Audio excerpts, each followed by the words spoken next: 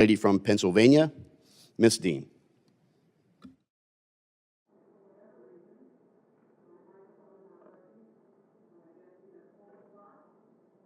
There we go. I'm going to slide down one.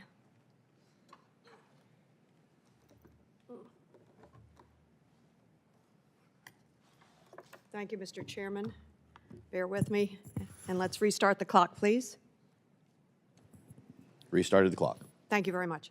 I thank Chairman Mast and Ranking Member Meeks for holding this hearing, and I thank all of you. Your expertise, your passion, and your intellect around these issues is very valuable to us in these incredibly challenging times.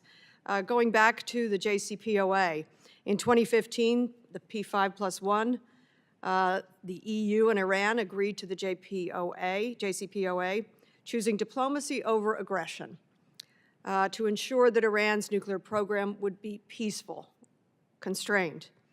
The JCPOA was a historic deal in ensuring verification and compliance, and the IAEA had previously warned that its failure would be a loss for nuclear verification and multilateralism. Unfortunately, in 2018, even though the IAEA verified that Iran was implementing its nuclear-related commitments, President Trump, in my mind, recklessly withdrew the United States from the JCPOA and without a plan, as my colleague, Mr. Schneider, spoke about. Mr. Rule, I'd like to go back to the very beginning of your testimony. It is stunning testimony that I think bears repeating. You said in page 1 and page 2, first, the IAEA notes that Iran continues to expand its production of 60% enriched uranium. Is that correct? That is correct, ma'am. You say Iran appears capable of producing its first quantity of 90% enriched uranium. Can you speak to that? What leads us to know that? That is based on the International Atomic Energy Agency's access to Iran's nuclear program at present, which is limited, but it still takes place.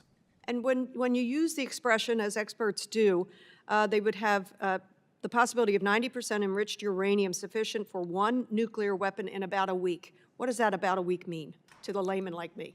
Well, it means that they have centrifuges which spin gas and produce highly enriched uranium that would then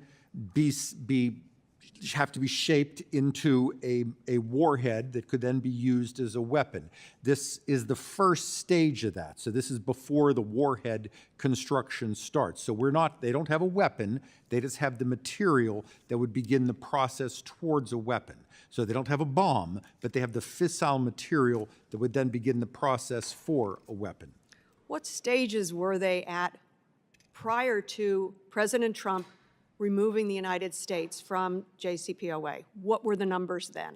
They had a very, very tiny amount of enriched uranium at a level that was much, much reduced to this. It was about below 5%. They had a very small number of centrifuges. But I should also say, ma'am, that when President Trump left JCPOA, they did not significantly increase their centrifuge production until, frankly, diplomatic talks began under the Biden administration. And it wasn't because of the Biden administration itself. It was just because the Iranians just decided to expand their program, even when diplomacy was offered. And then you said, let me see here. Second, you said Iran continues to increase the number and sophistication of its centrifuge cascades. Can you speak to that a little bit? Yes, in essence, the centrifuges have, the more advanced the centrifuge is, the greater its efficiency, the faster it can produce highly enriched uranium. And what that means is the faster it can produce the fissile material for a weapon. And the faster it can produce something means the fewer number of centrifuges, which means the footprint is smaller, and means the smaller the installation can be, meaning the easier you can hide it.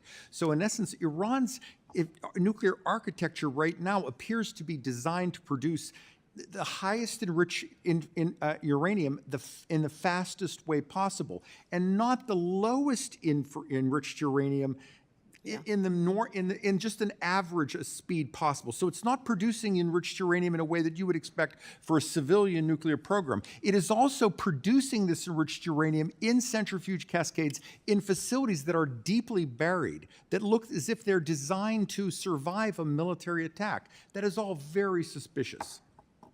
Very suspicious. I see my time is up.